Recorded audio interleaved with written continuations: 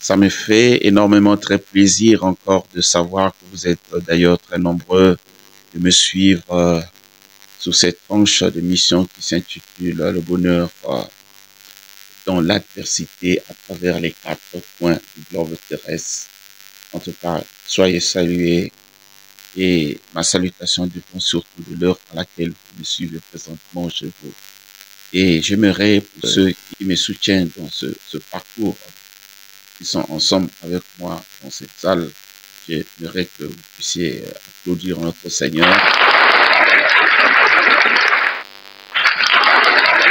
J'aimerais que vous puissiez le faire tellement que mieux. Applaudissez encore le Seigneur. Acclamez encore très, très, très fort pour le roi de rois. Il est le Seigneur de seigneurs. Il mérite nos acclamations. Il mérite nos adorations. Il est le roi. Il n'a pas changé.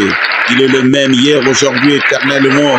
Gloire à Jésus, lui qui a donné sa vie en sacrifice sur la croix pour sauver l'humanité entière. Oh, gloire à Jésus, gloire à Jésus, gloire à Jésus. Bien-aimés de Dieu, en tout cas, ça me fait énormément très plaisir de vous retrouver encore très nombreux sur ma tranche de mission qui s'intitule Le bonheur dans l'adversité. Et donc, d'ailleurs, j'ai le plaisir ce soir d'échanger avec vous autour d'un thème particulier qui s'intitule Le périmètre de sécurité spirituelle. Bien-aimés dans le Seigneur, avant d'aller plus loin dans mon message, j'aimerais encore respectueusement vous inviter à lire ensemble avec moi ce passage d'Ecclésiaste au chapitre notamment 10 et le verset 8. Que nous dit ce passage? En lisant ce passage nous dit ceci: celui qui creuse une fosse, il tombera, et celui qui renverse une muraille sera mordu par un serpent. Bien-aimé, la partie B de ce même verset, c'est cette partie-là qui nous intéresse, sur lequel nous allons fonder, n'est-ce pas, notre enseignement ou message de ce jour. Bien-aimé dans le Seigneur, donc je réitère avec la partie B de ce verset, Ecclésiaste chapitre 10, verset 8, il dit ceci: celui qui renverse une muraille sera mordu par un serpent. Et on peut donc comprendre que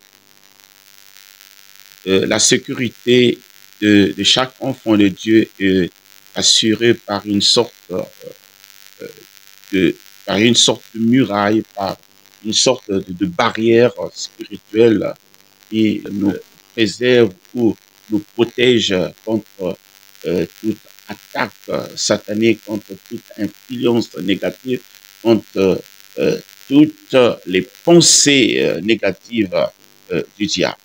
Bien-aimés dans le Seigneur, et donc nous sommes appelés donc chacun de nous à être capable à maintenir cette barrière protectrice spirituelle autour de nous pour assurer, n'est-ce pas, avec fermeté notre sécurité. Or, il se trouve que il y a certains enfants de Dieu qui n'arrivent pas toutefois à maintenir cette muraille, cette barrière, qui n'est pas dire assurer leur périmètre de sécurité spirituelle qui devait leur protéger contre les pensées toxiques, les influences négatives, les tentations sataniques. Voilà pourquoi ils sont exposés, comme on nous le dit dans ce passage, que celui qui renverse une muraille sera, n'est-ce pas, mordu par un serpent. Donc, le but de cet enseignement, c'est de vous emmener d'être capable, n'est-ce pas, à relever les défis pour surmonter, n'est-ce pas, les tentations du diable, à renverser toutes les pensées, n'est-ce pas, négatives qui vous maintiennent captifs dans l'emprise satanique. Bien-aimés, de Dieu, amis et chers auditeurs, nous sommes en train de parler du périmètre de sécurité spirituelle. Et je réitère, comme définition, nous pouvons retenir que le périmètre de sécurité spirituelle est une sorte de barrière spirituelle qui nous protège contre les pensées toxiques, les influences sataniques, les tentations démoniaques. Donc, cette barrière spirituelle, cette barrière protectrice, cette barrière que j'appelle ici par le périmètre de sécurité spirituelle comprend plusieurs éléments auxquels nous pouvons nous appuyer pour mieux assurer notre sécurité spirituelle. La première des choses, vous devez savoir que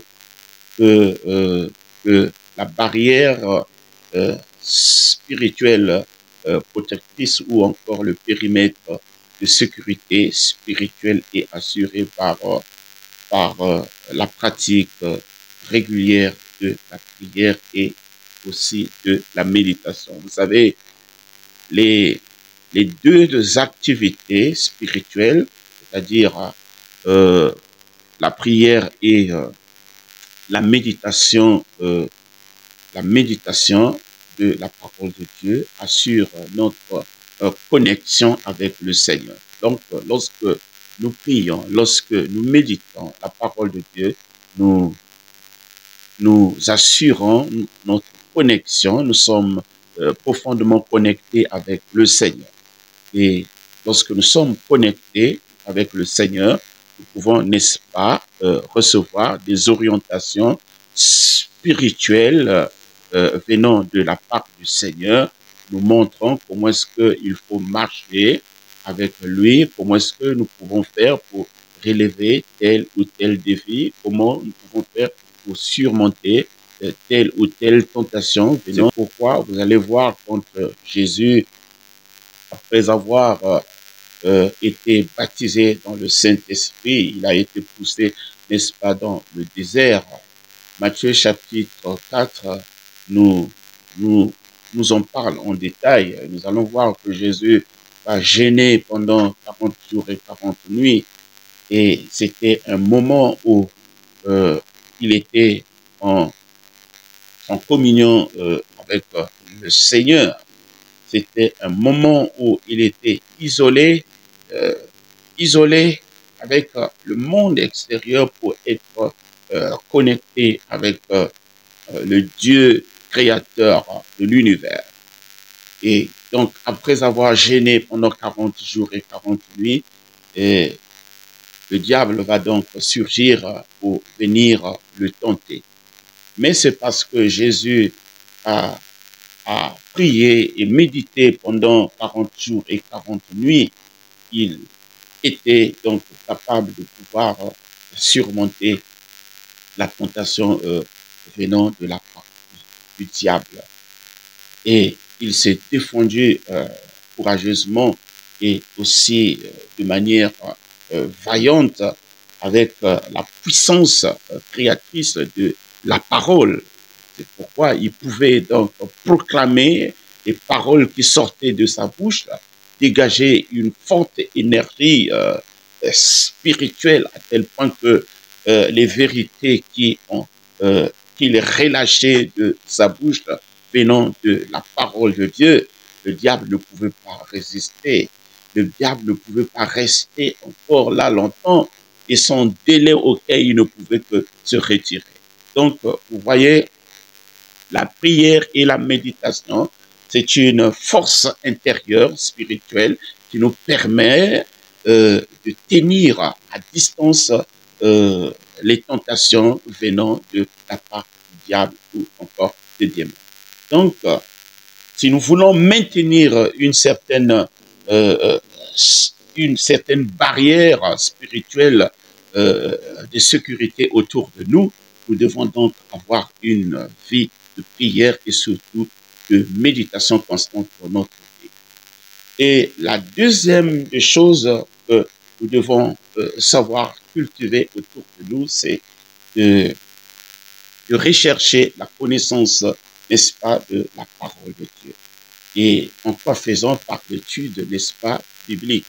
Vous savez, la Bible nous dit que mon peuple périt faute de connaissance. Donc, lorsque nous manquons, n'est-ce pas, la connaissance, cela peut nous entraîner à la mort. Et beaucoup de chrétiens sont morts très tôt euh, pour n'avoir pas été capables d'assurer cette barrière de sécurité spirituelle autour de nous parce que il manque la connaissance. Et le diable fait en sorte de nous maintenir dans l'ignorance spirituelle. Et lorsque nous sommes maintenus dans l'ignorance spirituelle, et donc les fausses doctrines peuvent, nous pouvons accepter ou nous sommes vulnérables aux fausses doctrines, nous sommes vulnérables aux mensonges venant du diable. Et c'est comme ça, parfois, spirituellement, un grand nombre des enfants de Dieu sont déstabilisés parce qu'ils manquent de la connaissance qui est liée à la parole de Dieu. Bien-aimé, c'est pourquoi, avant même de conduire le peuple d'Israël dans la terre promise, Dieu a demandé à Josué de lire et de méditer la parole de Dieu nuit et jour. Et c'est de cette manière qu'il pouvait être capable de réussir dans toutes ses entreprises et de connaître, n'est-ce pas, aussi le succès à toute éventualité. C'est pourquoi, bien aimé, il est important de rechercher la connaissance de la parole de Dieu. Et notre Seigneur Jésus est une preuve, j'allais dire, tangible, euh, est une preuve tangible de la connaissance de la parole de Dieu, parce que Jésus a, a, a repoussé le diable par la connaissance de la parole de Dieu. Donc, il ne s'est pas limité seulement à, à, à garder, n'est-ce pas, la parole de Dieu, mais il était aussi capable de proclamer la parole de Dieu. Et donc, pour maintenir une certaine barrière de sécurité spirituelle autour de nous ou un certain périmètre de sécurité spirituelle autour de nous, nous devons être capables aussi de proclamer la parole de Dieu. Lorsque nous proclamons la parole de Dieu, nous déstabilisons le monde satanique. Lorsque nous proclamons la parole de Dieu, nous détruisons le monde satanique. Lorsque nous proclamons la parole de Dieu, c'est de cette manière que nous serons, n'est-ce pas, capables de surmonter toute tentation d'origine satanique, toute tentation venant de l'ennemi. Et il y a encore un autre élément spirituel qui peut nous permettre, n'est-ce pas, à cultiver autour de nous un certain périmètre de sécurité spirituelle, c'est la sanctification. La sanctification, c'est se séparer du mal, se séparer du mal, se séparer du péché. Et la Bible dit que nous devons, n'est-ce pas, nous éloigner du mal. C'est très important. Et la Bible dit que celui qui cache ses transgressions ne prospère point, mais celui qui les avoue et les délaisse trouve miséricorde devant Dieu. Bien-aimés dans le Seigneur, si nous voulons maintenir le périmètre de sécurité spirituelle autour de nous, nous devons être capables de marcher dans la sanctification. Nous devons nous séparer du péché. Nous devons nous séparer du mal. C'est de cette manière que nous pouvons vaincre le diable.